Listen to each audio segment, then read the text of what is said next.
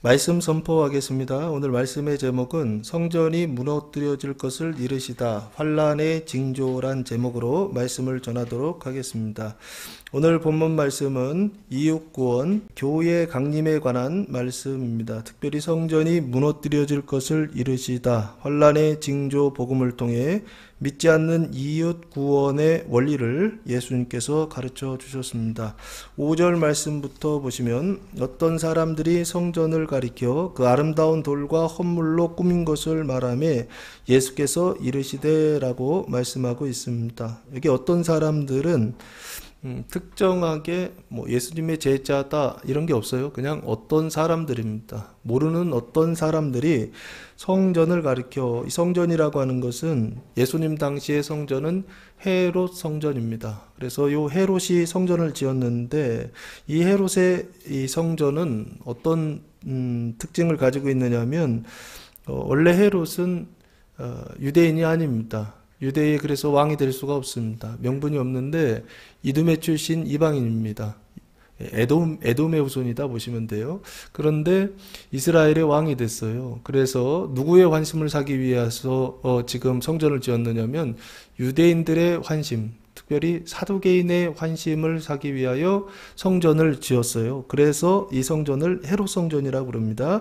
유대인의 환심을 사기 위해 지은 성전, 이 헤롯 성전을 가리켜, 그래서 이 헤롯 성전은 하나님의 뜻대로 지은 성전이다라기보다는 사람의 욕심을 이루기 위해 지은 성전이다라고 보시면 좋을 것 같습니다. 성전도 진짜 하나님의 성전, 성이라고 하는 것이 하나님이 거하시는 집이란 뜻이거든요. 성전이라는 게 하나님이 거하시는 곳이 되어야 되는데 하나님이 거하시는 곳이 아니라 사람의 욕심을 이루기 위해서 지은, 그러니까 명분을 얻기 위해서 지은 성전, 이런 성전도 있다 없다?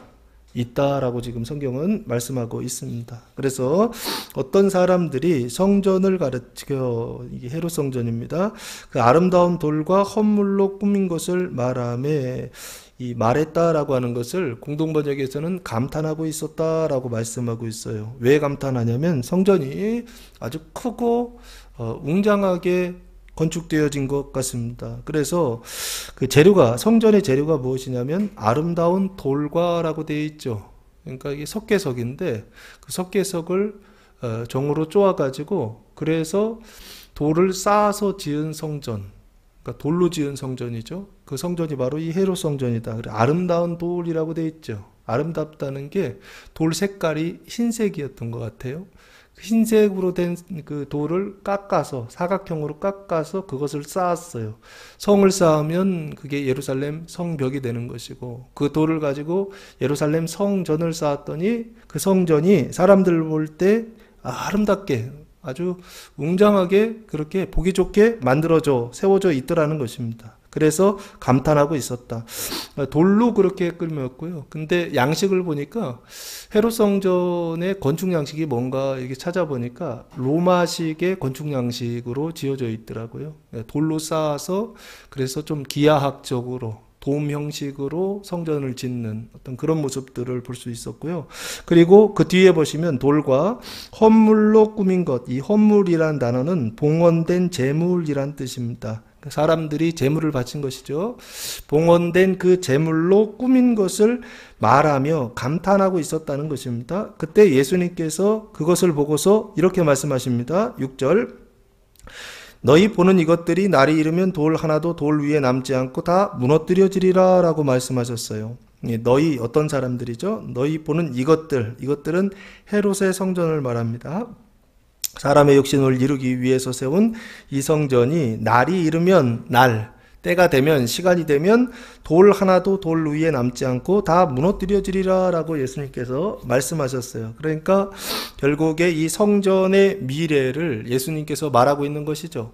그 성전의 미래를 말한다. 이걸 예언이라고 그러죠. 예언하고 있는 것입니다. 예수님께서 성전의 미래를 예언하고 계시다라는 거예요. 무너뜨려지리라 라고 할 때 이 단어는 카탈리오라고 하는 단어를 사용했는데 뜻은 늦추다, 붕괴시키다, 분쇄하다, 파괴하다 라고 하는 뜻을 가지고 있습니다. 그래서 실제로 예루살렘 그 성 안에 있었던 성전, 이 헤롯 성전이 언제 무너뜨려지느냐 했을 때 AD 70년에 이 성전이 실제로 역사 속에서 무너집니다. 그때 무너져서 지금까지 세워지지 못하고 있어요. 예루살렘 그 성 안에 성전이 없습니다. 지금도 이스라엘에 보면 예루살렘 그 성 안에 뭔가 성전처럼 하나 세워진 게 있어요. 도무로 된, 황금 도무로 된 성전이 있는데 그거는 유대교의 성전이 아닙니다. 그 성전은 이슬람교의 성전이에요. 모스크예요, 모스크. 이슬람교의 성전이 그 예루살렘 성전 터에 그 자리에 그대로 세워놨어요.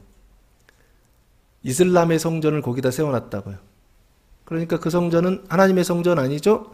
이슬람의 성전입니다. 그 성전이 그 자리에 지금 세워져 있습니다. 어쨌든 지금 이 성전이 예수님께서 무너뜨려질 것이다 라고 말씀하셨는데 실제적으로 역사적으로 AD 70년에 무너졌어요. 무너졌는데 지금 예수님께서 하시는 이 무너뜨려지리라 라고 하는 이 말씀이 실제적으로 눈에 보이는 성전, 그 역사적으로 무너지는 성전, 그것을 말할 수도 있습니다. 그런데 이 성전이 눈에 보이는 성전만 있는 것이 아니에요. 눈에 보이지 않는 성전이 무너뜨려지는 것이 있습니다. 그래서 요한복음 2장 19절 말씀해 보시면 예수님께서 이렇게 말씀하세요. 2000년 전에 눈에 보이는 성전 무너지는 거 예수님 말씀하셨다고 한다면 이게 우리한테 아무 상관이 없어요. 근데 이 성전은 실제로 예수님은 항상 눈에 보이는 것을 통해서 눈에 보이지 않는 성전 무너뜨릴 것을 보시고 그걸 예언하세요. 그게 요한복음 2장 19절 말씀에 이렇게 쓰여져 있습니다. 가나의 홀레에서 하나님께서 물이 변하여서 포도주가 되게 하시는 그런 표적을 보여주시고 나서 19절 예수께서 대답하여 이르시되 너희가 이 성전을 헐라 내가 사흘 동안에 일으키리라 라고 말씀하셨어요. 여기 이 성전을 헐라 그랬죠. 이 성전은 눈에 볼 때는 헤롯 성전입니다. 지금 예수님 보고 계시는 헤롯 성전이에요. 이 성전을 헐라라고 말씀하셨어요. 그리고서 내가 며칠 동안 사흘 동안에 일으키리라 라고 대답하셨어요. 그러면 사람들이 볼 때, 유대인들이 볼 때는 지금 헤롯 성전, 그 성전을 무너뜨리라 라고 그렇게 보이는 거죠. 그렇게 들리겠죠. 그렇죠? 근데 예수님은 그런 뜻이 아니세요. 20절 보시면 유대인들이 이르되 이 성전은 46년 동안에 지었거늘 헤롯이 지었거든요. 몇 년? 46년 동안 눈에 보이는 성전을 지었다는 것입니다. 내가 3일 동안 네가 3일 동안에 일으키겠느냐 하더라 라고 그렇게 반문을 합니다. 말도 안 되는 소리 하지 마라 이거죠. 그때 예수님의 의도, 예수님의 진심은 뭐냐? 21절 그러나 예수는 성전된 자기 육체를 가리켜 말씀하신 것이다 라고 말씀하고 있어요. 그러니까 지금 성전이 뭐다라고 지금 얘기하고 있죠? 헤롯 성전 얘기하는 게 아니죠. 눈에 보이는 헤롯 성전을 가지고 예수님은 무너뜨려질 것이다 라고 말씀하셨지만 실제로 예수님께서 의도하셨던 것은 눈에 보이는 성전 아니다라고 얘기하고 있다고요. 그러면 진짜 성전이 뭐라고요? 자기 육체를 가리켜 말씀하신 것이다 라고 말씀하고 있죠. 예수님의 육체인데 육체라고 하는 이 단어가 사르크스가 아니에요. 이 단어가 소마라고 하는 단어입니다. 예수님의 몸이에요, 몸. 그 예수님의 몸을 가리켜 말씀하신 것이다 라고 말씀하고 있다고요. 그러니까 결국에 눈에 보이는 성전을 가지고 시작하시지만 그러나 결론은 결국에 뭘 얘기하는다? 눈에 보이지 않는 성전을 얘기하시는 거. 이게 예수님이 항상 쓰시는 방식이에요. 마태, 마가, 누가, 요한복음에서 예수님 말씀하실 때 항상 시작하실 땐 눈에 보이는 것을 가지고 시작하세요. 그런데 결론은 항상 뭐로 끝난다? 눈에 보이지 않는 것으로 늘 결론을 지으세요. 지금 여기도 똑같습니다. 눈에 보이는 성전을 가지고 시작하셨는데 눈에 보이지 않는 성전을 예수님께서 말씀하시더라는 거예요. 그 성전은 뭐다? 하나님이 거하시는 집이죠. 예수님의 이 몸이 뭐가 그 안에 몸속에 뭐가 있었냐? 하나님이 계셨단 말이에요. 아버지께서 계셨단 말이에요. 그래서 예수님의 몸이 뭐다? 예수님의 몸이 곧 성전이다라고 예수님은 인식하고 계셨다고요. 그래서 자기 육체를, 성전된 자기 육체를 가리켜 말씀하신 것이다. 성전이 예수님의 육체, 예수님의 몸이다라고 말씀하고 있어요. 예수님이 2000년 전에 예수님 안에 하나님 계셨을 때 그 몸이 하나님의 성전이라고 말씀하셨던 것처럼 지금도 마찬가지죠. 예수님을 믿고 구원받아서 이 안에 하나님을 모신 사람들이요, 그리스도를 모신 사람들이요, 이제는 내가 사는 것이 아니라 그리스도께서 사시는 이런 사람들이요, 이런 사람들은 이 사람들, 그 크리스찬의 몸이 뭐다? 성전이다라고 생각할 수 있겠죠. 항상 그렇게 해야 된다고요. 예수님의 말씀을 보면서 눈에 보이는 성전 얘기하면 눈에 보이는 성전에서 끝나는 게 아니라고요. 우리가 눈에 보이는 것밖에 이해를 못하니까 그걸로 시작하시는 거라고요. 그런데 진짜는 뭐 얘기하고 싶다고요? 눈에 보이지 않는 성전 얘기하고 싶다고요. 이 영원한 성전을 말하고 싶다고요. 이 의와 생명의 하나님의 진짜 성전, 이거 말하고 싶어서 예수님께서 지금 무너뜨려지리라 라고 말씀하고 있다라고 하는 것입니다. 요한복음 2장 19절에서 22절 말씀해 보시면 눈에 보이지 않는 성전 얘기하면서 자기의 몸을 무너뜨리신다라고 말씀하셨죠. 그러면 여기 오늘 본문의 6절에서 돌 하나도 돌 위에 남지 않고 다 무너뜨려지리라 라고 하는 건 눈에 보이는 성전도 무너졌습니다. 근데 실제로 진짜 말하고 싶은 건 뭐다? 눈에 보이지 않는 성전이 어떻게 될 것이다? 무너뜨려질 것이다 라고 하는 것을 예수님께서 말씀하고 싶으셨던 것 아니냐라고 하는 것입니다. 이게 중요한 거예요. 아시겠습니까? 눈에 보이는 성전도 무너졌습니다. 근데 눈에 보이지 않는 성전이 무너뜨려질 것이다 라고 하는 걸 얘기하고 싶다고요. 이게 예수님의 진짜 목적이다라고 하는 것입니다. 그래서 지금 구약에서 보면 이게 이제 예수님께서 이야기하시는 것은 항상 어디에 기초하고 있느냐면 구약의 언약에 기초하고 있어요. 그렇죠? 성전이 무너뜨려질 것이다라고 하는 것은 예수님 독자적으로 하는 말씀이 아니에요. 예수님 안에 계신 누가 하시는 말씀이다? 아버지 하나님께서 하시는 말씀이라고요. 그 하나님께서 구약에서도 3번이나 언약을 해 놓으셨더라고요. 성경이 무너뜨려질 것이다. 성전이 무너뜨려질 것이다 라고 언약을 해 놨다고요. 그 말씀을 예수님 받으셔서 지금 어떻게 해요? 성전이 무너뜨려질 것이다 라고 예수님께서 다시 한번 예언하고 계시는 거예요. 그러면 구약에 언약해 놓은 것이 어떤 것이냐? 한번 찾아보시면 왕하 25장 9절 말씀해 보시면 왕하 열왕기하입니다. 열왕기하 25장 9절 말씀해 보시면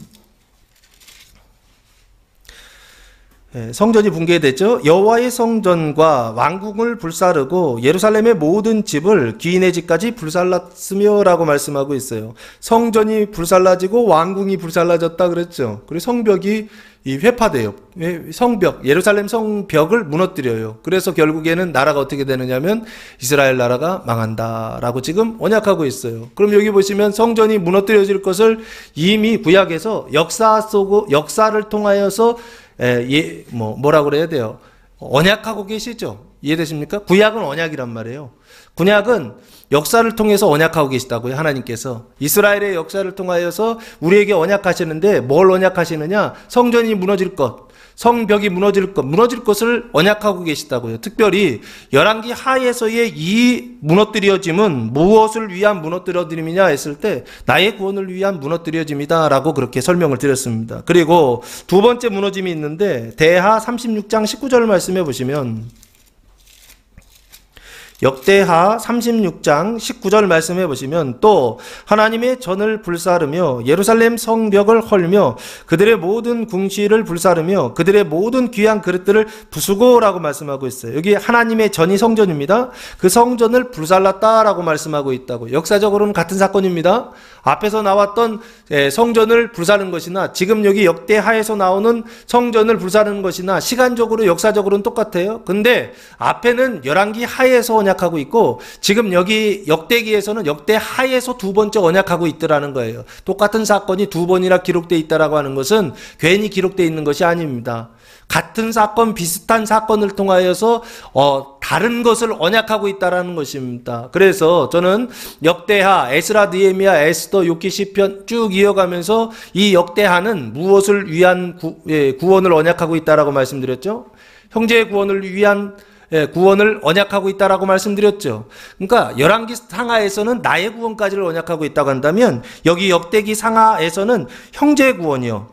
이스라엘 구원을 언약하기 위하여 하나님께서 역대기 상하를 기록해 놓으셨는데 그 하에서 뭐가 무너뜨려지더라? 성전이 무너뜨려지더라 라고 지금 말씀하고 있는 것입니다. 성전을 무너뜨리시는데 그 무너뜨리시는 분이 누구냐? 하나님이세요. 하나님이 성전을 무너뜨리신단 말이에요.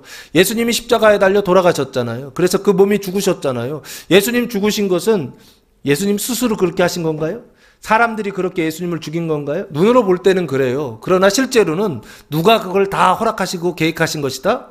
하나님이 예정하신 거라고요. 하나님이 실행하신 거라고요. 사단에게 예수를 팔려고 하는 마음도 누가 허락하셔야 된다고요? 하나님이 허락하셔야 된다고요. 그러니까 이 모든 일들이 누가 하셨던 일이냐라고 했을 때 이게 하나님이 하신 일이에요. 아시겠습니까? 구약에서 이스라엘이 망하고 역대하에서 이스라엘이 또 성전이 또 망하고 그리고 세 번째 망함이 나옵니다. 예레미야 52장 13절 말씀해 보시면 예레미야 52장 13절 말씀해 보시면 여호와의 성전과 왕궁을 불사르고 예루살렘의 모든 집과 고관들의 집까지 불살랐으며 불사르고 있죠. 불사르는데 그 내용이 뭐냐면 성전을 불사르고 왕궁을 불사르고 그리고 예루살렘의 모든 집과 고관들의 집까지 불살랐다라고 말씀하고 있죠. 다 불살라버린 거예요. 하나님의 성전도 불살라버렸다고요. 불사르니까 다 어떻게 돼요? 타겠죠. 다 타고 나면 어떻게 돼요? 무너지겠죠. 그래서 무너뜨려지는 거예요. 돌 하나, 돌 위에 남지 않고 다 무너뜨리리라 라고 예수님께서 지금 성전의 미래를 예언하셨는데 그거는 어디에 근거를 해서 예수님께서 이렇게 말씀하시느냐라고 했을 때 구약의 세 번의 무너짐을 통하여서 무너짐에 대한 그 언약을 통하여서 예수님께서 지금 이렇게 말씀하시더라라고 하는 것입니다. 그러면 지금 누가복음 오늘 본문에 무너뜨려짐은 성전에 무너뜨려짐은 어떤 걸 얘기하느냐 했을 때 제가 봤을 때는 역대하, 열왕기하, 역대하 아닙니다. 예레미야를 이야기하고 있어요. 예레미야 52장 13절의 말씀, 이 말씀은 누구를 위한 구원이냐? 이웃 구원을 위한 열방과 그 바다와 섬들을 위한 믿지 않는 이웃과 그 형제들을 구원을 위한 언약이다라고 그렇게 저는 봐요. 그래서 그것을 그 구원을 위하여 하나님께서 어떻게 하시느냐? 하나님의 집을 무너뜨리신다는 거예요. 바다 구원을 위하여 성전을 무너뜨리시고 섬들의 구원을 위하여 성전을 무너뜨리시고 특별히 이 성전은 무슨 성전이냐라고 했을 때 이웃 구원을 위한 바다와 섬들의 구원을 위한 그리스도의 몸된 교회의 그 몸을 무너뜨리는 몸된 교회를 무너뜨리는 성전의 무너짐이다라고 저는 그렇게 봅니다. 그래서 영화의 부활을 위한 무너뜨려짐 이것을 예레미야 52장에서 언약하고 있고 예수님은 정확하게 그것을 받아서 오늘 본문에서 돌 위에 돌 하나도 남지 않고 다 무너뜨려지리라 라고 예수님께서 말씀하고 있더라라고 하는 것입니다. 사랑하는 성도 여러분, 지금 이 말씀이 지금 뭘 얘기하고 있는 것이냐면 이런 것입니다. 예수님에 대한 이제 재림에 대한 내용이 나와 있거든요. 그러니까 시간적으로 순서적으로 보면은 오늘 본문의 이 시간적 순서가 거꾸로 되어 있어요. 어떻게 되어 있느냐면 이렇게 되어 있어요. 성전이 무너뜨려지죠. 성전이 무너뜨려지고 그리고서 누가 오시냐면 예수님 재림하시는 거예요. 구조가 이렇게 되어 있어요. 그러면 맨 뒤에가 예수님 재림이죠. 재림 전에 성전이 무너져요. 성전이 무너지기 전에 나타나는 징조들이 있을 것이죠. 세메인이라고 하는 징조들이 있을 것이죠. 그 징조들 앞에 있는 게 오늘 12절부터예요. 그러니까 12절부터 19절까지가 맨 처음에 일어나는 사건이고요. 그 일 뒤에 그 징조가 나타나고요. 그 징조 뒤에 성전 무너지고요. 성전 무너진 뒤에 주님 오신다. 이런 구조로 되어 있어요.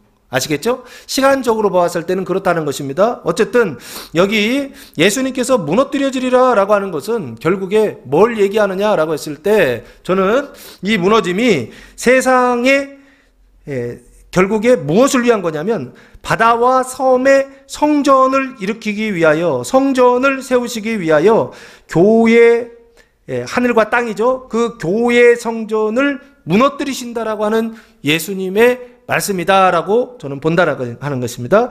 이게 하나님의 말씀이고 이게 하나님의 경륜이고 그래서 성도들은 왕국절이 시작된 그때부터 지금까지 계속 그 고난을 받으며 힘들었던 것입니다. 힘들고 괴로웠던 이유가 뭐냐라고 했을 때 그리스도의 몸된 교회를 무너뜨리셔서 성전을 무너뜨리셔서 그래서 무엇을 구원하시느냐?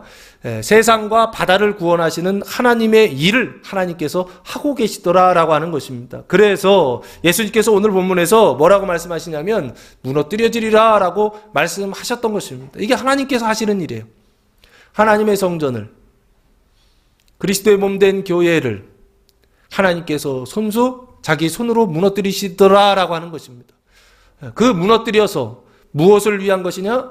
바다 구원을 위하여, 믿지 않는 이웃과 형제들을 구원하기 위하여 하나님께서 이렇게 일하시더라라고 하는 것입니다. 그래서 예수님께서 6절에서 무너뜨려지리라 라고 말씀하고 있어요. 그래서 이 무너뜨려짐은 눈으로 볼 때는 나쁜 것입니다. 그렇죠? 힘들고 괴로운 것입니다. 그러나 이 무너뜨려짐은 하나님의 성전을 하나님이 직접 무너뜨리신단 말이에요. 세상을 구원하기 위하여. 그래서 이 하나님의 일은 좋은 것이냐 나쁜 것이냐라고 했을 때 우리한테는 괴로운 일이지만 이 일은 하나님의 일이요. 이 일은 하나님의 선이요. 이 일은 가장 좋은 일이다라고 말할 수 있겠다라고 하는 것입니다. 사랑하는 성도 여러분, 무너뜨려질 때 슬퍼하지 마시고, 무너뜨려질 때 괴로워하지 마시고, 무너뜨려질 때 오히려 하나님의 이 말씀을 듣고 즐거워하며 기뻐하며 하나님께 감사할 수 있는 성도들 되시기를 예수님의 이름으로 축복합니다. 자, 그래서 그 성전이 무너질 때 무너지기 바로 직전에 나타나는 징조가 무엇입니까? 라고 이제 제자들이 묻습니다. 7절 말씀해 보시면 그들이 물어 이르되 두 가지를 질문합니다. 선생님이요. 선생님 부르니까 묻는 사람들은 제자들이다 라고 유추해도 되지 않을까 싶습니다. 앞에 그 사람들하고 똑같은 사람들일 수도 있는데 세 번역에서는 제자들이라고 그렇게 번역을 해놨더라고요. 그래서 제가 볼 때는 제자들이 아니에요. 제자들 아니고 그냥 어떤 사람들인데 선생님이라고 그렇게 부르니까 지금 묻는 사람들이 제자들이다라고 그렇게 번역을 해놨더라고요. 어쨌든 여기 선생님이요. 그러면 어느 때에 이런 일이 있겠사오며, 이게 첫 번째 질문입니다. 어느 때, 여기 동그라미 치세요. 시간을 물어보죠. 어느 때 이런 일이 있겠사오며 성전이 무너뜨려지는 일이 있겠사오며 라고 질문을 해요. 그리고 두 번째 질문은 이런 일이 일어나려 할 때에 무슨 징조가 있사오리까 하면서 두 가지 질문을 해요. 첫 번째는 어느 때입니까? 라고 물었고 두 번째는 무슨 징조입니까? 라고 물었어요. 거기에 대해서 예수님께서 그럼 대답하시겠죠. 지난주하고 똑같이 대꾸법의 형식을, 구조를 가지고 대답을 합니다. 대꾸법은 어떻게 대답하신다고 그랬죠? 가까운 것부터 대답하신다고 그랬죠. 그러면 첫 번째 질문은 어느 때잖아요. 그건 나중에 대답하실 거예요. 그리고 무슨 징조가 있습니까? 이거부터 대답하실 거란 말이에요. 그래서 그 징조에 대한 대답이 오늘 본문 8절부터 19절 마지막 절까지가 징조에 대한 예수님의 대답입니다. 무슨 징조가 있습니까? 했더니 이런 징조가 있다라고 해서 크게 6가지 징조를 예수님께서 말씀하세요. 그 6가지 징조를 오늘 본문에서 말씀하셨고, 그리고 나서 20절부터 오늘 본문 누가복음 21장 20절부터 보시면 예루살렘의 환난과 인자의 오심에 대한 얘기가 나와 있죠. 이게 다 때에 대한 얘기예요. 어느 때 이런 일이 있습니까? 라고 물었을 때 그 첫 번째 질문에 대한 대답 있죠. 그 첫 번째 질문에 대한 때에 대한 질문은 20절부터 예수님 대답하셨다는 것입니다.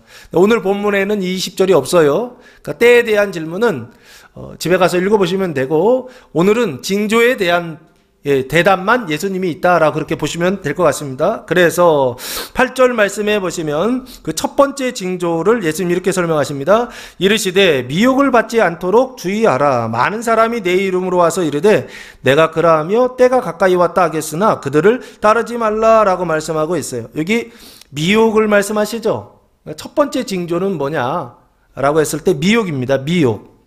이런 일이 일어나려 할 때에, 성전이 무너뜨려지려 할 때에 무슨 징조, 세메이온이거든요. 징조라는 단어가 세메이온이에요.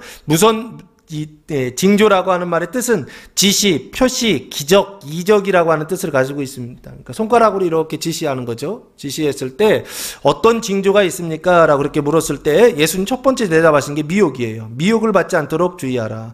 미혹이라고 하는 단어는 플라나오라고 하는 단어를 사용했는데 방황하다, 헤매다, 길을 벗어나다라고 하는 뜻을 가지고 있습니다. 그러니까 미혹은 뭐냐면 길을 이렇게 잘 가다가 그 바른 길을, 선한 길이죠. 의로운 길을 이렇게 가다가 그 길에서 벗어나는 거예요.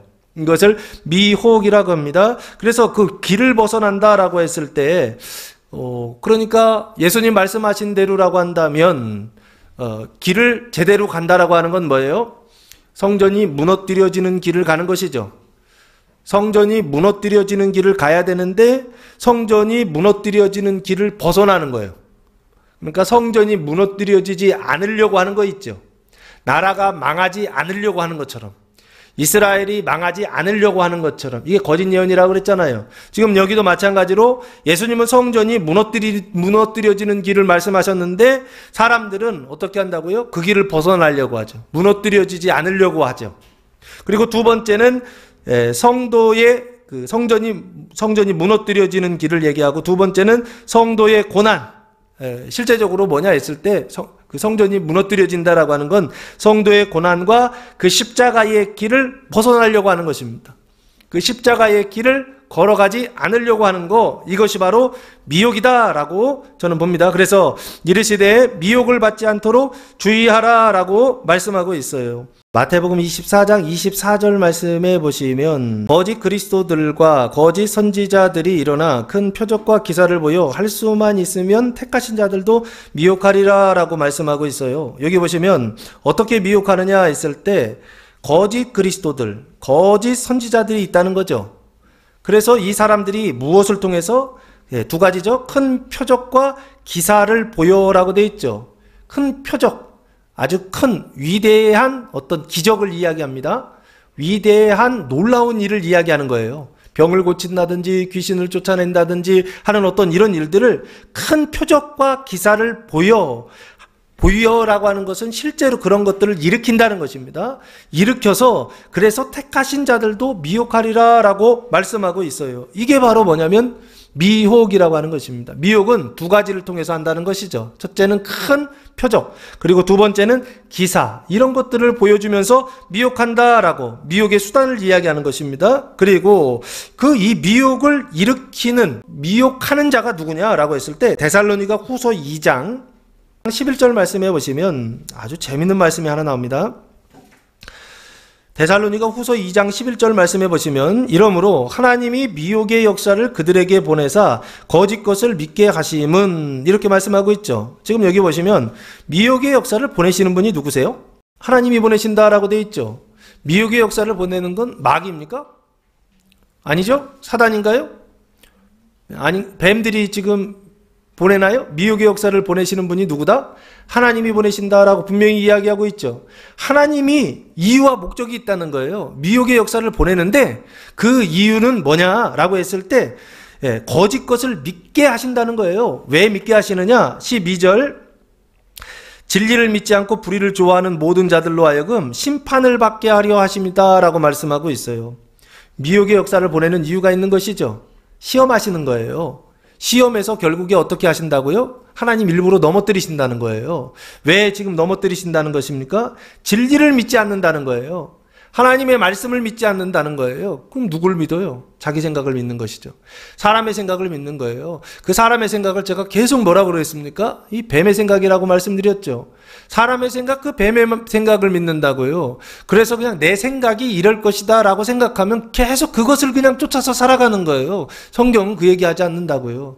성경은 계속 누구의 말씀을 전한다고요? 하나님의 말씀을 전한다고요. 그래서 여기 진리를 믿지 않고 라고 돼 있어요. 하나님의 말씀을 믿지 않는 거예요. 자기 생각을 믿는 거예요. 불의를 좋아하는, 그래서 그 자기의 의로움이 불의예요. 여기서 불의라고 하는 것은 의롭지 않다는 것인데, 의롭지 않다는 것은 내가 볼 때 의롭지 않다라는 게 아니에요. 사람이 볼 때 의롭지 않다는 것이 아니에요. 하나님 보실 때 의롭지 않다라고 하는 뜻이에요. 하나님의 말씀으로 기준으로 놓고 봤을 때 의롭지 않다는 거예요.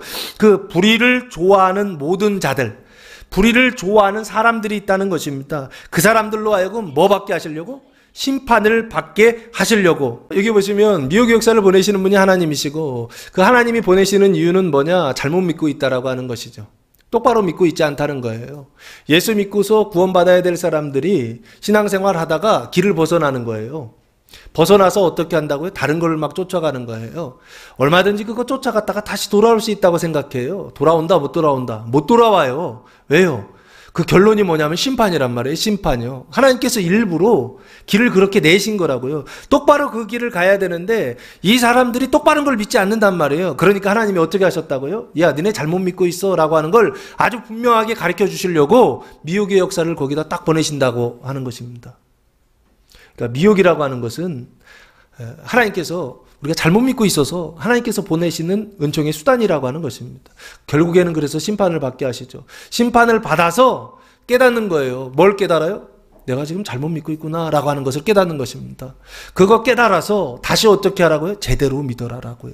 그 제대로 믿는 것이 무엇입니까? 자기 생각을 믿는 게 아니에요. 사람의 말을 믿는 게 아니에요. 누구 말을 믿는다고요? 성경에 기록된 하나님의 말씀이요. 이거를 믿으라고 이야기하는 것입니다. 이거 외에 의로운 게 없어요. 이거 외에 다 불의하단 말이에요. 근데 우리는 나도 모르는 사이에 사람의 말을 자꾸 믿는다고요. 사람의 말을 듣는다고요. 자기의 생각을 믿는다고요. 내가 생각할 때 이럴 것이다라고 하는 거, 이게 하나님의 뜻이다라고 자꾸만 생각해요.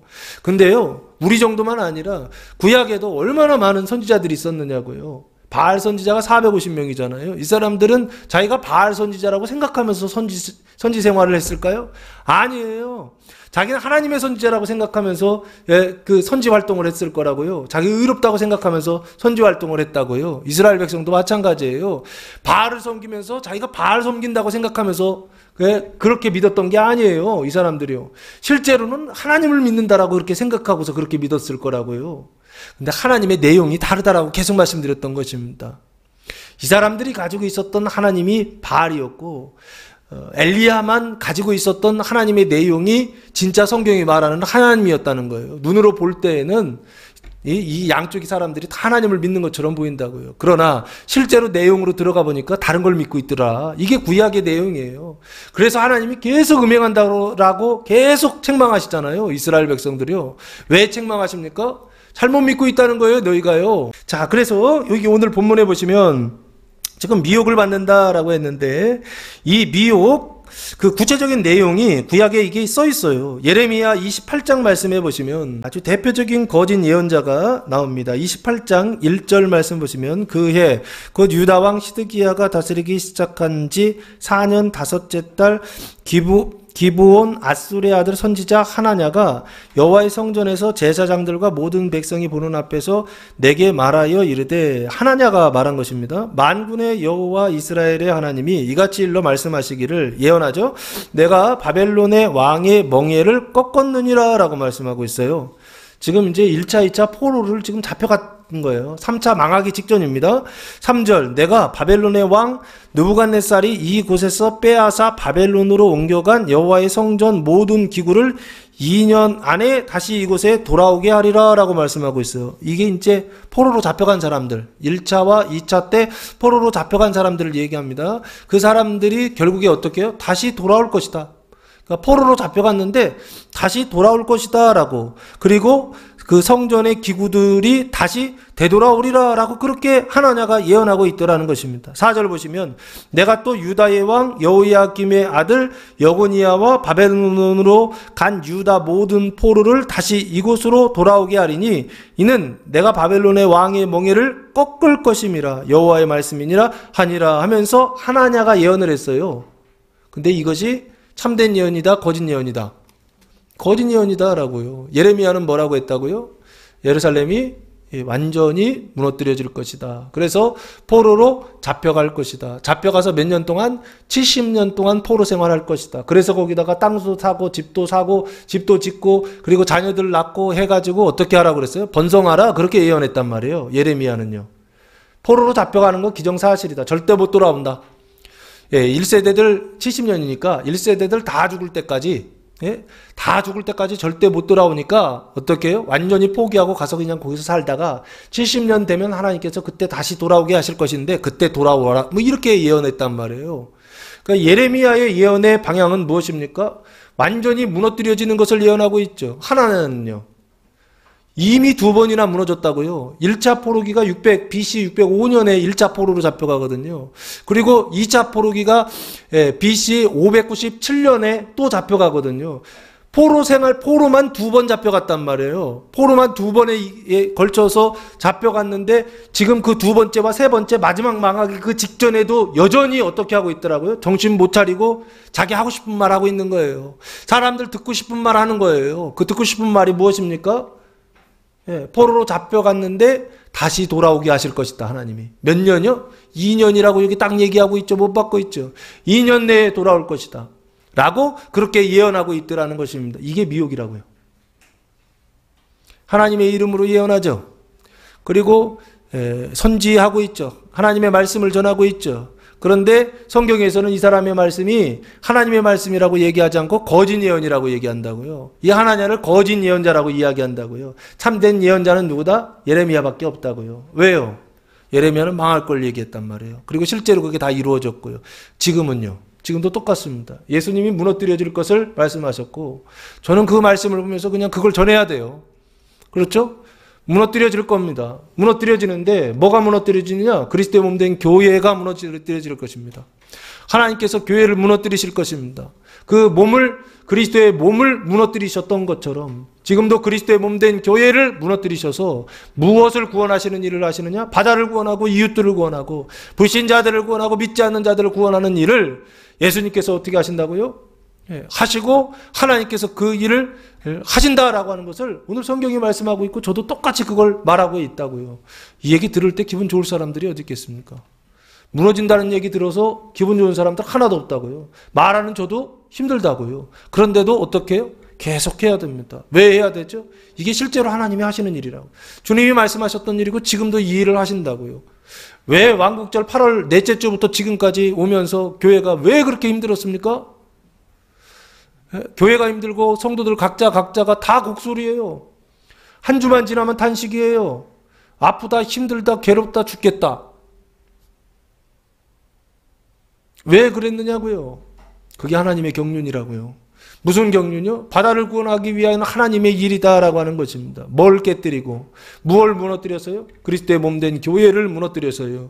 그리스도의 몸을 무너뜨리셨던 것처럼 교회를 무너뜨리셔서 결국엔 어떻게 하신다고요? 바다를 구원하신다. 그래서 힘들었던 것입니다.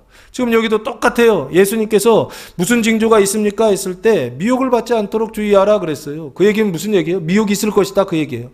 첫 번째는 미혹받는다 그 얘기예요. 미혹받을 때 그 미혹받는 그것 때문에 어떻게 해요? 우리는 그거 나쁘다고 생각하고 싫어할 것입니다. 미혹받는 그 일 때문에 나쁘다고 생각할 거라고. 미혹받는 그 일 때문에 싫어할 거라고요. 예수님 말씀하실 때 미혹을 받지 않도록 주의하라라고 말씀하고 있다고요. 그 얘기는 미혹을 받는다 안 받는다? 받는다 그 얘기예요. 주의하라고 하는 것은 받는다는 거예요. 왜 받습니까? 우리가 좋아하는 걸 주기 때문에 그런 거예요. 미혹이라고 하는 건 싫어하는 거 주지 않아요. 좋아하는 거 준다고요. 하나님의 말씀은 싫어하는 거 주신단 말이에요. 우리가 바라는 거 주시지 않아요. 무너뜨려지리라 이런 거 주시잖아요.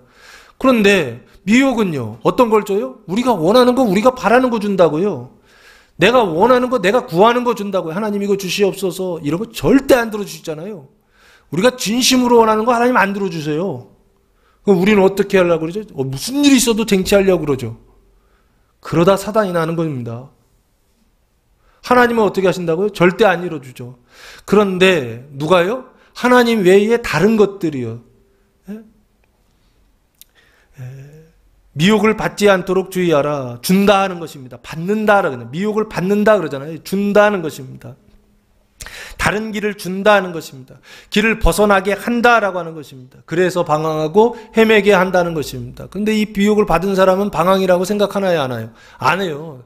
자기는 지금 제대로 가고 있다고 생각해요. 하나님께 복을 받고 있다고 생각합니다. 그래서 한국교회가 지금 길을 잃고 방황하고 있는 거 아닌가라는 생각을 해봅니다. 성도들이, 교회와 성도들이 지금 다 물음표예요. 코로나가 지나가면서 교회가 너무 힘들어지고 있어요. 힘들어지는 그것을 통하여서 뭐지? 라는 생각을, 왜 하나님께서 안 지켜주시지? 왜 보호해 주시지 않지? 라고 하는 어떤 그런 생각을 한다고요. 왜 그런 생각을 하죠? 하나님은 무너뜨리시는 분이라 생각하지 않고 무너뜨리시지 않는 분이다 라고 하는 그런 설교를 들어서 그런 것입니다.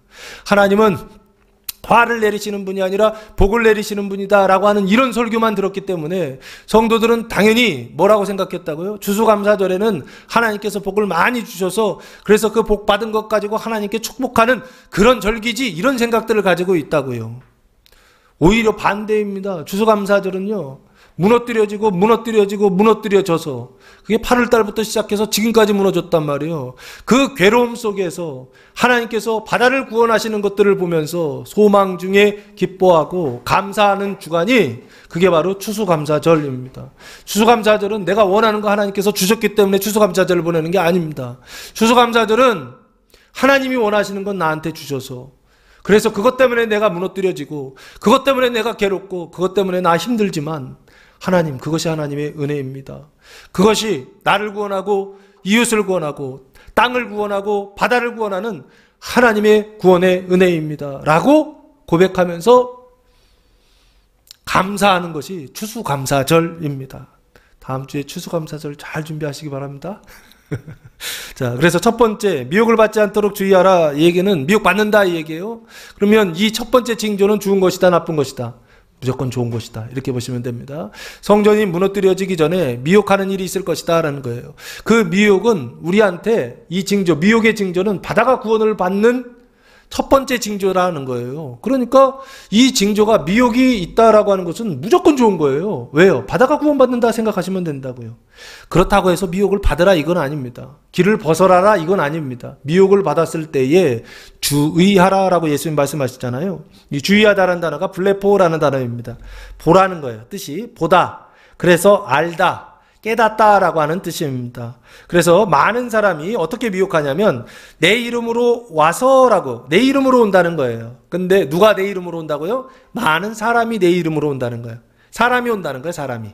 많은 사람이 내 이름으로 와서 내가 그라하며 라고 되어 있어요. 두 가지를 말하는데 첫 번째는 내가 그다.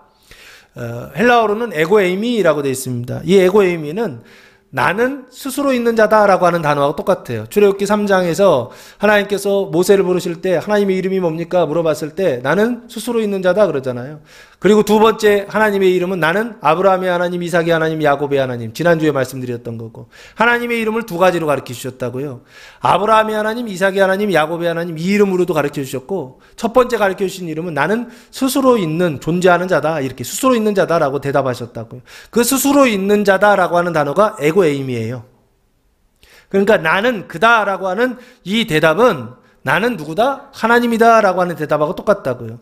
나는 하나님이고 나는 그리스도다 라고 지금 그렇게 많은 사람이 와가지고서 그렇게 말할 것이다 라는 거예요. 내가 하나님이니까 나를 따르라 이거죠.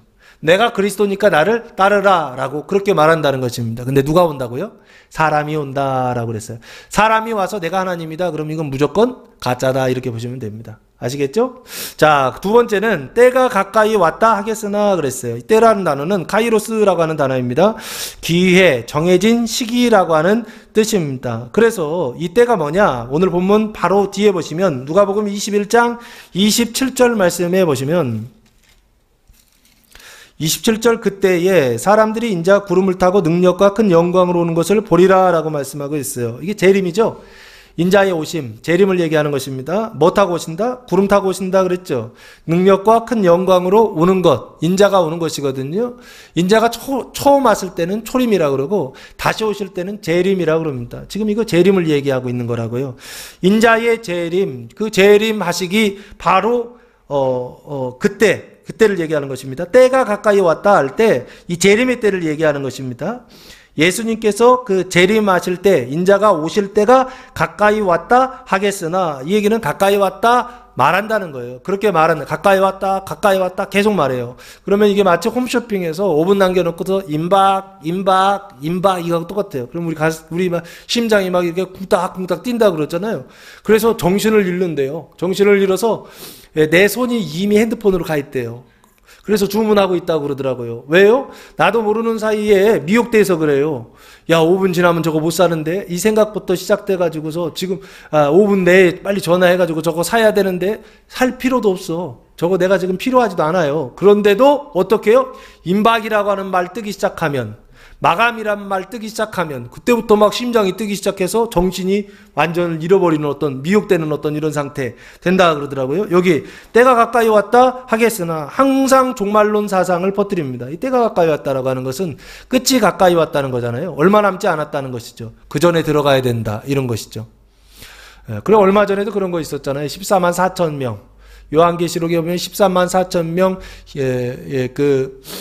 이스라엘 하나님께서 인침을 받은 14만 4천이 나오잖아요. 그 14만 4천 명에 들어가야 된다라고. 사람들을 들어가야 된다고. 이제 몇 명 안 남았다고. 예? 지금 이제 사람들이 무슨 뭐 몇 명, 뭐 8만 명 들어왔다. 지금 9만 명 들어왔다. 교적부에 뭐 10만 명 들어왔다. 14만 4천 되려면 이제 뭐 한 4만 명 남았다. 빨리 들어와야 된다고. 빨리 들어와야 된다. 이런 거짓말이 어디 있습니까? 근데 사람들은 거기 속아요. 왜요? 성경의 말씀을 다 3차원으로 환원해요. 다 우리가 사는 이 세상의 시간과 역사 속으로 환원해서 생각을 해요. 그래서 4만 명 남았다고 그러면 또 다른 생각은 안 해요. 내가 4만 명에 들어가야 된다. 이 생각 하나만 사로잡혀요. 그래가지고 그게 맞는지 안 맞는지 이거는 생각하질 않아요. 중요한 건 뭐라고요? 내가 거기 들어가야 된다는 거예요. 이 생각 하나에 사로잡혀가지고 항상 종말론, 이단들은 항상 종말론 사상을 퍼뜨립니다. 때가 가까이 왔다 하겠으나 그들을 따르지 말라. 이게 예수님 결론이에요. 그 사람들을 따르지 말라는 것입니다. 십자가를 부인하는 그들을 따르지 말라는 것입니다. 성전이 무너뜨려지는 그 길을 미혹하는 그들을 벗어나는 그들을 따르지 말라는 것입니다. 이게 첫 번째 징조입니다. 두 번째는 9절 말씀해 보시면 난리와 소요의 소문을 들을 때에 두려워하지 말라라고 말씀하고 있어요. 일이 먼저 있어야 하되 끝은 곧 되지 아니하리라. 끝은 무엇입니까? 성전이 무너뜨려지는 끝을 이야기합니다. 성전이 무너뜨려졌을 때 누가 오신다? 예수님 오신다. 재림하신다 라고 보시면 됩니다. 그 예수님 재림하시는 날 저는 뭐가 이루어진다? 바다가 구원받는다. 지난주에 바다의 부활에 대해서 말씀드렸죠. 사망이 생명에 삼키워지는 바다의 부활, 영화의 부활에 대해서 지난주에 설명드렸거든요. 그 일이 어떻게 해요? 이루어지는 그 끝이요. 그 끝을 지금 이야기하는 것입니다. 그때 어떤 현상들이 일어나느냐? 성전이 무너뜨려질 것이다. 그 성전이 무너뜨려지면 성전 안에 있었던 의와 생명이 어디로 흘러가기 시작하는 거예요? 요한계시록 22장에 보면 성전에서 생명수의 강이 흘러가지 않습니까? 어디를 향해 흘러가죠? 바다를 향해 흘러가죠. 그 사망의 바다, 죽은 바다가 그 생명의 강이 흘러가서 그래서 결국에는 그 바다가 생명의 바다로 바뀌는 역사, 이것이 있을 것이다라고 하나님께서 에스겔서에서도 예언하고 있었죠. 언약하고 있었죠. 그게 성취가 되는 거예요. 그 성취되는 때를 지금 뭐라고 얘기했냐면 성전이 무너뜨려지는 때다라고 말씀하고 있다고요. 교회를 하나님 왜 무너뜨리시냐고요. 교회 안에 뭐가 있다고요? 바다를 구원하는 의와 생명이 있다고요. 마찬가지로 인류를 구원하기 위하여 예수님께서 자기의 육체를 무너뜨리셨잖아요. 그래서 예수님 안에 있었던 그 살과 피를 다 나눠주심으로 인해서 인류의 모든 죄를 대속하시지 않았습니까? 마찬가지로 바다의 죄를 대속하기 위하여, 믿지 않는 불신자들의 죄를 대속하기 위하여 뭐를 무너뜨리시냐면 하나님의 그리스도의 몸된 교회를 무너뜨리신다는 것입니다. 그때 우리가 뭘 받느냐? 뭐라고 느끼냐? 고난 받는다라고 느낀다는 거예요. 그 고난은 좋은 것입니까? 나쁜 것입니까? 당연히 좋은 것이다라고 설명을 드리는 것입니다. 여기 두 번째 징조는 난리입니다. 난리는 플레모스라고 하는 단어를 사용했는데 뜻은 전쟁이에요. 난리라고 하는 것은 예전에 난리 났다 그러잖아요. 전쟁 났다는 것입니다. 전쟁이라고 하는 것은 여러 종류가 있겠죠. 그렇죠? 뭐 나라와 싸우는, 러시아와 지금 우크라이나 싸우는 이런 전쟁도 있겠죠.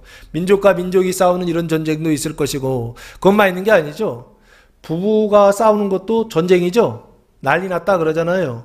그렇잖아요. 부부가 싸우고 그리고 부모와 자녀들이 싸우고 이것도 난리입니다. 난리. 그러니까 난리라고 하는 것은 어떤 나라와 나라의 그 전쟁만을 난리다 이렇게 보시지 마시고, 크게 보면 그런 것도 있지만 작게 보면 우리 집안에서 일어나는 어떤 난리들 있잖아요. 이런 것들도 전쟁이다라고 보시면 좋을 것 같아요. 난리와 소유의 소문을 들을 때에 두려워하지 말라라고 말씀하고 있어요. 그 얘기는 무슨 얘기입니까? 두 번째 징조는 난리가 징조라는 거예요. 난리가 난다는 거예요. 그리고 소요라고 하는 것은 뜻이 불안정, 무질서, 혼동이라는 것입니다. 질서가 있었는데 질서가 무너지는 것이죠. 그래서 혼란스러운 상태, 이것을 소요라고 그렇게 말하고 있어요. 그러니까 난리가 나고 소요가 일어난다는 것입니다. 언제요? 성전이 무너뜨려지기 바로 직전에요. 두 번째 징조는 난리와 소유가 일어난다는 것입니다. 그런데 이것은 끝은 아니다라고 이렇게 말씀하고 있어요. 그 뒤에 징조들이 더 있다라고 말씀하고 있는 것입니다. 그래서 이번 한 주간 우리 집안에 난리가 나고 우리 마음속에 이 소요가 유동이 막 일어났을 때 이게 무조건 나쁜 것이 아니라 이 일을 통하여서 성전이 무너뜨려지고 이 일을 통하여 바다가 구원받는다라고 하는 징조로 받으셔서, 그래서 이것이 여러분에게 있어서 슬픔이 아니라 기쁨이 되는 징조가 되시기를 예수님의 이름으로 축복합니다. 또 이르시되 민족이 민족을, 나라가 나라를 대적하여 일어나갔고, 세 번째는 대적이죠. 민족이 민족을 대적하고 나라가 나라를 대적하여 일어난다, 대항하여 일어난다라고 말씀하고 있어요. 그래서 세 번째는 대적하는 일이 있을 거예요. 막 덤비는 것이죠. 사람들이 막 싸움을 걸어오는 거예요. 민족이 싸움을 걸어오고 나라가 싸움을 걸어오는 대적하는 일들이 있을 것이다 라고 성경이 말씀하고 있다고요. 그래서 막 싸움이 일어나요. 그 싸움이 일어났을 때 싸움을 통하여 뭐가 무너진다? 성전이 무너뜨려진다. 그 성전이 무너뜨려졌을 때 뭐가 구원받는다? 바다가 구원받는다. 이 생각을 하시라고요. 그리고 마지막 네 번째는 곳곳에 큰 지진과 기근과 전염병이 있겠고 또 무서운 일과 하늘로부터 큰 징조들이 있으리라 라고 말씀하고 있어요. 여기 보시면 크게 보면은 5가지인데 저는 그냥 지진이다 보면 좋지 않을까 싶어요. 지진은 무엇입니까? 땅이 흔들리는 것이죠. 그 땅이 흔들린다라고 하는 것은 눈으로 보이는 이 땅이 흔들리는 것이죠. 근데 예수님은 그 땅 흔들리는 거 별로 관심 없으세요. 눈에 보이지 않는 땅이 흔들리는 걸 말한다고요. 눈에 보이지 않는 땅은 무엇입니까? 우리의 이 육신을 말합니다. 특별히 그리스도의 몸된 교회가 그 땅이에요. 땅. 그 땅이 흔들린다라고 하는 것입니다. 흔들리고, 두 번째는 기근. 기근은 무엇입니까? 리모스라고 하는 단어를 사용했는데 식량이 거의 없음이라고 하는 뜻입니다. 식량이 없다는 거예요. 눈에 보이는 식량 별로 의미가 없죠. 눈에 보이지 않는 식량을 말하는 것입니다. 아모스 8장 11절 말씀해 보시면, 아모스서 8장 11절 말씀해 보시면, 아모스 8장 11절 말씀해 보시면,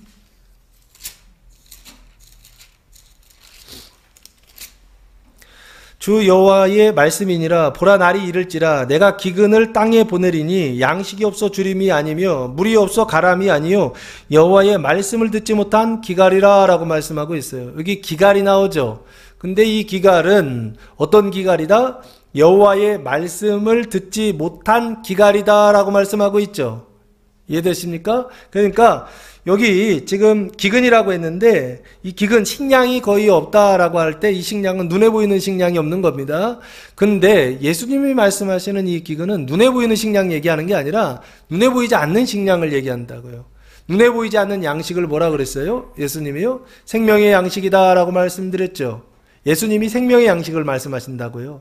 영원한 양식을 얘기하신다고요. 여기도 마찬가지입니다. 기근은 생명의 말씀이 없는 기근을 이야기하는 겁니다. 전염병이 있겠고 이 전염병도 눈에 보이는 전염병이죠. 그렇죠? 그런데 예수님이 말씀하실 때는 눈에 보이지 않는 전염병을 말씀하신다라고 저는 봅니다. 그래서 하나님께서 항상 이스라엘을 심판하시거나 열방을 심판하실 때 전염병을 보내시죠. 근데 그 전염병은 항상 뭐와 관련돼 있어요? 천사들과 관련돼 있습니다. 그래서 전염병, 또 무서운 일과, 이 무서운 일이라고 하는 것은 구체적으로 안 써 있어요. 그냥 무서운 일이다라고만 돼 있어요. 하늘로부터 큰 징조가 있으리라 라고 말씀하고 있어요. 하늘로부터 큰 징조. 하늘이 해와 달과 별들이 있죠. 그 해와 달과 별들이 어떻게 된다? 빛을 잃는다 그러거든요. 그래서 이 징조, 하늘로부터 큰 징조가 있을 것이다 라고 하는 것은 하늘과 땅에 하늘이 흔들리고 하늘이 빛을 잃고 땅이 흔들리는 어떤 이런 징조들이 나타날 것이다 라고 예수님께서 말씀하고 있다라고 하는 것입니다. 그리고 12절 말씀해 보시면 조금 성격이 좀 다른데 앞에서 이 징조 4가지는 크게 보면 4가지입니다. 미혹과 난리와 대적과 지진, 이 4가지는 제가 볼 때 이게 믿음이 연약한 성도들 같아요.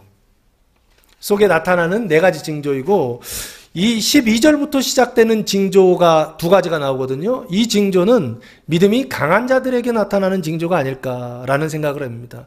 왜 그러냐? 이 6가지 징조는 결국에 교회 안에 일어나는 징조이기 때문에 그렇습니다. 성전이 무너뜨려지는 징조이기 때문에 그렇습니다. 그래서 12절 보시면 이 모든 일 전에 내 이름으로 말미암아 너희에게 손을 대어 박해하며 회당과 옥에 넘겨주며 임금들과 집권자들 앞에 끌려가거니와 라고 말씀하고 있어요. 이 모든 일 전에 라고 돼 있죠. 그러면 시간적으로 보았을 때 가장 먼저 일어나는 일이다 라는 뜻입니다. 이게 이해되시죠? 12절부터 일어나는 이 일이 가장 먼저 일어나고 그 뒤에 그 징조들, 아까 4가지 징조들이 나타나고 그 뒤에 성전이 무너지고 그 뒤에 주님 재림하신다, 이런 그림이란 뜻이에요. 그러면 여기 이 모든 일 전에 내 이름으로 말미암아 너희에게 손을 대어 박해한다, 그렇게 돼 있어요. 너희에게 손을 대어 박해한다 라고 되어 있어요. 이 너희가 믿음이 강한 자들이라고 보는 것입니다. 믿음이 강한 자들을 박해한다는 거예요. 그리고 회당과 옥에 넘겨주며, 그래서 넘겨주어서 옥 속에 들어가는 거, 이걸 뭐라 그러죠? 투옥이라고 그러죠. 감옥에 갇힌다는 거예요. 투옥되며 임금들과 집권자들 앞에 끌려가거니와 라고 말씀하고 있어요. 끌려가서 뭐래요? 신문을 당하죠. 너희 죄가 뭐냐? 신문을 당한단 말이에요. 신문당하는 일을 할 것이다. 신문당하는 일을 당할 것이다 라고 예수님께서 말씀하고 있습니다. 예를 들면 실제적으로 이런 일이 있었는가 했을 때, 사도 바울이 3차 전도 여행을 마치고 예루살렘으로 돌아왔을 때 그때 당한 일들이 있어요. 그때 어떤 일들이 있었느냐면 사도행전 21장 27절 말씀해 보시면, 예루살렘으로 돌아와서 사도 바울이 경험한 것입니다. 그 이레가 거의 참에 아시아로부터 온 유대인들이 성전에서 바울을 보고 모든 무리를 충동하여 그를 붙잡고, 이 붙잡았다 돼 있죠. 붙잡고 체포했다는 겁니다. 외치되 이스라엘 사람들아 도우라, 이 사람은 각처에서 우리 백성과 율법과 이것을 비방하여 모든 사람을 가르치는 그 자인데, 또 헬라인을 데리고 성전에 들어가서 이 거룩한 곳을 더럽혔다 하니, 이는 그들이 전에 에베소 사람 드로비모가 바울과 함께 시내에 있음을 보고 바울이 그를 성전에 데리고 들어간 줄로 생각함이러라. 온 성이 소동하여 백성이 달려와 모여 바울을 잡아 성전 밖으로 끌고 나가니 문들이 곧 닫혔더라 라고 말씀하고 있죠. 여기도 잡혀가는 장면이죠. 끌려간다라고, 잡혀간다라고, 그래서 잡혀가서 신문을 당한다라고 하는 내용들을 지금 말하고 있는데, 13절 말씀해 보시면 이 일이 도리어 너희에게 증거가 되리라 라고 말씀하고 있어요. 그러니까 마치 이 일이 일어나면 예수님 말씀하신 일이 이게 진짜구나 라고 하는 증거가 된다, 이렇게 들리거든요. 이 얘기가 아니에요. 이 얘기는 그 뜻이 아닙니다. 이 일이 너희에게 증거가 된다라고 하는 것은 증언할 기회가 될 것이다 라는 뜻이에요. 이 일이 도리어 너희에게 예수를 증언할 기회가 될 것이다 라는 뜻이라고요. 이해되십니까? 그래서 지금 잡혀가서 실제로 사도 바울이 하는 일을 보면 22장 보시면 바울이 변명하다 나오죠. 이게 누구한테 변명하는 거냐면 백성들에게 지금 변명하는 거거든요. 그러니까 잡혀가서 지금 뭐 하느냐면 증언할 기회가 될 것이다 라고 그랬죠. 그러니까 변명하는 거예요. 증언하는 거예요. 근데 누구 앞에서 증언하냐면 백성들에게 증언하는 거예요. 이게 22장이에요. 23장 보시면 23장 바로 앞에 30절 있죠? 22장 30절 보시면 바울이 공회 앞에서 증언하다 이렇게 돼 있죠. 백성 앞에서 증언하고 또 끌려가서 이번에는 공회 앞에서 증언하는 겁니다. 그리고 나서 24장 보시면 총독 앞에서 증언합니다. 24장은 총독 앞에서 증언해요. 그 총독 이름이 뭐냐면 3절 벨릭스 가카요 그러죠. 이 총독 벨릭스 가카 앞에서 지금 증언하는 겁니다. 25절 보시면 이번에는 총독이 바뀌어요. 1절에 보시면 베스도가 부임한지 하면서 베스도 총독이 나오죠. 요 두 번째 총독인 베스도 총독 앞에서 또 증언합니다. 그러니까 사도 바울이 계속 증언하는 거예요. 지금요. 잡혀가서 그 임금들과 집권자들 앞에서 계속 증언해요. 그래서 26장 보시면 총독 앞에서 증언하다가 결국에는 이제 누구 앞에서 증언하냐면 아그리빠 왕 앞에서 증언합니다. 이게 26장이에요. 27장은 로마로 합성되고 28장은 누구에게 지금 증언합니까? 28장은 로마에 가서 로마 사람들에게 증언합니다. 그래서 여기 이 일이 너희에게 도리어 증거가 되리라 라고 그렇게 말씀하고 있는데, 증언할 기회가 될 것이다 라고 예수님 말씀하셨고, 실제로 사도 바울이 어떻게 하고 있느냐? 1차, 2차, 3차 전도여행을 마치고 4차 예루살렘까지 들어갔죠. 들어가서 결국에는 어떻게 한다고요? 이전보다도 더 많은 증언들을 합니다. 백성들 앞에서 증언하고, 공회 앞에서 증언하고, 총독 앞에서 증언하고, 왕 앞에서 증언하고, 결국에는 어디까지요? 로마까지 잡혀가서 압송돼서 로마에 살고 있었던 사람들에게까지 복음을 전하는, 예수를 증언하는 그런 일들을 했다라고 이 지금 사도행전에서 말씀하고 있는 것입니다. 근데 지금 오늘 본문 예수님께서 이 일이 도리어 너희에게 증거가 되리라 라고 말씀하고 있어요. 신문당하는 일, 그러니까 예수 믿고 구원받았어요. 근데 믿음이 강한 사람들입니다. 이 사람들이 그 입을 통해서 예수를 계속 증언하는 일들이요. 이 일들이 어떻게 할 것이다? 있을 것이다 라고 말씀하는 것입니다. 성전이 무너뜨리기 전에 계속 많은 일들이 있을 거예요. 복음을 전하는 일들이 있을 거예요. 그 일들이 있을 것이다 라고 지금 말씀하고 있다고요. 그때 14절, 그러므로 너희는 변명할 것을 미리 궁리하지 않도록 명심하라 라고 말씀하고 있어요. 이 변명하다라고 하는 것은 설명하거나 변호하는 것을 말하는 것입니다. 증언하는 것을 말하는 것인데, 그것을 미리 궁리하지 말라는 것입니다. 숙고하거나 연습하지 말라라고 예수님 말씀하세요. 이유는 무엇입니까? 15절 말씀해 보시면, 내가 너희의 모든 대적이 능히 대항하거나 변박할 수 없는 구변과 지혜를 너희에게 주리라 라고 말씀하고 있어요. 예수님께서 구변과 지혜를 주시겠다는 것입니다. 예수님께서 모든 대적이 너희를 대항하거나 변박할 수 없는 구변, 이 구변이라는 단어가 스토마인데요. 입이에요, 입. 그러니까 입이 뭡니까? 이게 말을 잘할 수 있게 하는 것이죠. 그 구변과 지혜, 생각을 주리라 라고 말씀하고 있어요. 그러면 이 구변과 지혜는 뭐를 위한 것이냐라고 했을 때, 바다의 부활을 위한 지혜다라고 봐야 되지 않을까 싶습니다. 그래서 일부러 끌려가게 하시고, 그래서 신문 받게 하시고, 그래서 증언할 기회를 주신다라고 하는 것. 이게 5번째 징조입니다. 그리고 나서 6번째 마지막 징조가 나옵니다. 심지어 16절, 부모와 형제와 친척과 벗이 너희를 넘겨주어 너희 중에 몇을 죽이게 하겠고 라고 말씀하고 있어요. 죽이는 것은 무엇이요? 네, 너희 중에 몇을 죽인다. 이건 뭔가요? 순교죠. 그러니까 순교를 당하게 한다라는 뜻입니다. 순교를 당한다는 뜻이에요. 그리고 17절, 또 너희가 내 이름으로 말미암아 모든 사람에게 미움을 받을 것이나 라고 말씀하고 있어요. 이 미움을 받는다라고 하는 단어는 미세오라고 하는 단어를 사용했는데, 뜻은 박해하다, 몹시 싫어하다라는 뜻입니다. 사람들이 싫어하는 거예요. 그래서 어떻게 해요? 육체적인 가해를 입히는 것을 말하는 것입니다. 모든 사람에게 미움을 받을 것이다 라고 말씀하고 있어요. 18절, 그러나 너희 머리털 하나도 상하지 아니하리라 라고 말씀하고 있어요. 미움당하는 거 당연한 것인데 머리털 하나 상하지 않는다라고 그렇게 말씀하고 있어요. 그래서 너희 머리털 하나도 라고 돼 있죠. 그래서 이 너희가 저는 누굴까 했을 때 믿음이 강한 자들을 말하는 것이 아닐까 싶습니다. 그 믿음이 강한 자들은 머리털 하나도 상하지 않는다라고 말씀하고 있어요.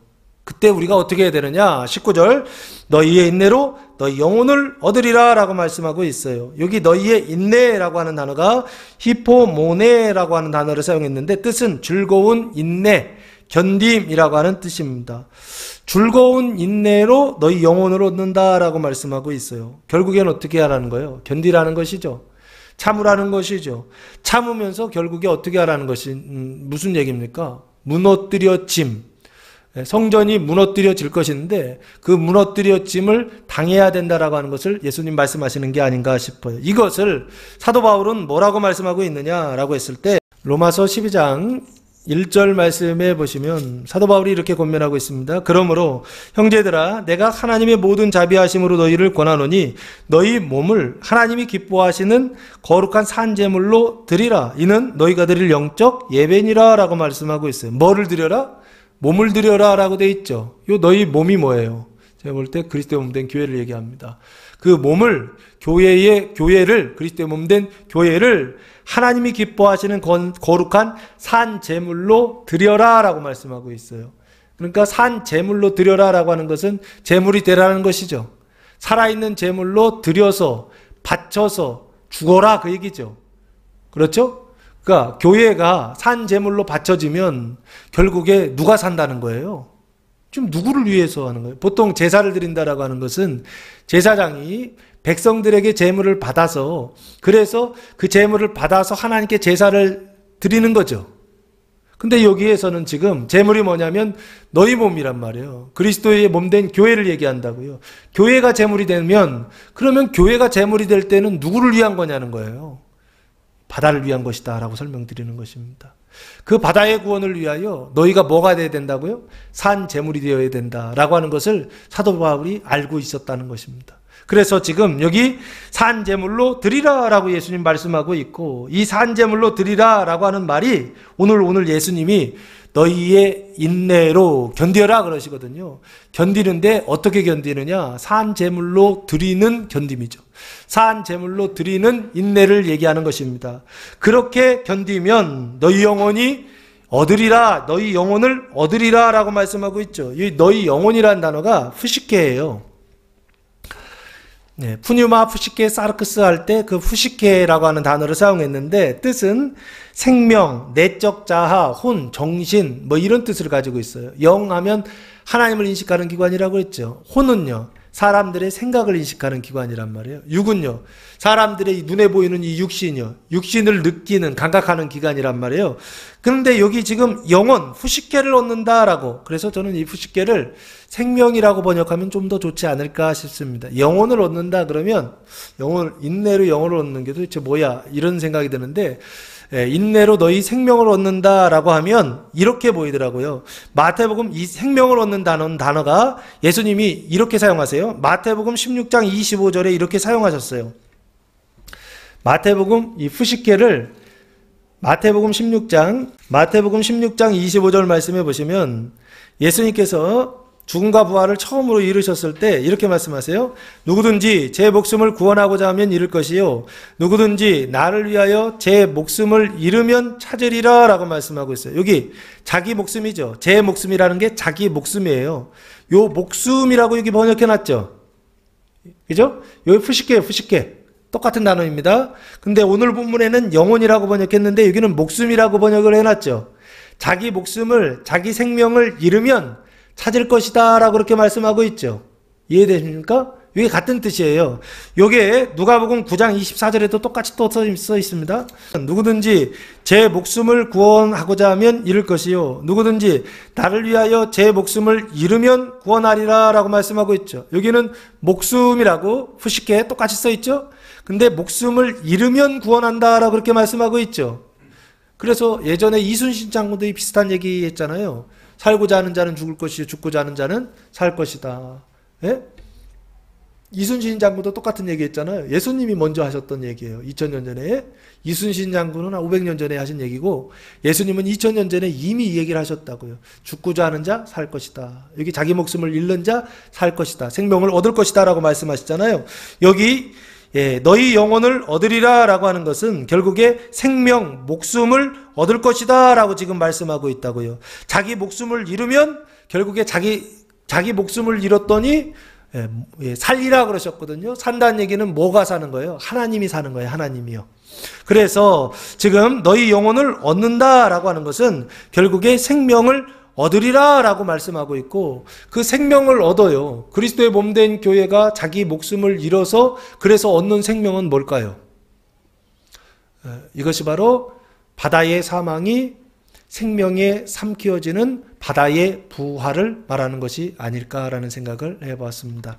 사랑하는 성도 여러분, 이번 주간 그리스도의 몸된 교회가 세상에 강림하는 성전이 무너뜨려질 것을 이르시다 환란의 징조 복음이 선포될 때 말씀을 믿고 따름으로 영화의 생명을 얻는 성도들 되시기를 예수님의 이름으로 축복합니다. 기도하겠습니다. 사랑과 은혜가 풍성하신 아버지 하나님, 감사와 찬송과 영광을 올려드립니다. 이번 주간 그리스도의 몸된 교회가 세상에 강림하는 성전이 무너뜨려질 것을 이르시다 환란의 징조 복음이 선포될 때 그 말씀을 믿고 따름으로 영화의 생명을 얻는 교회와 성도들 되게 하옵소서. 이제는 우리 주 예수 그리스도의 은혜와 하나님 아버지의 무한하신 사랑하심과 성령의 교통하심이 사랑하는 성도들 머리에와 가정예와 교회 위에 이제로부터 영원토록 함께 하시기를 간절히 축원하옵나이다. 아멘.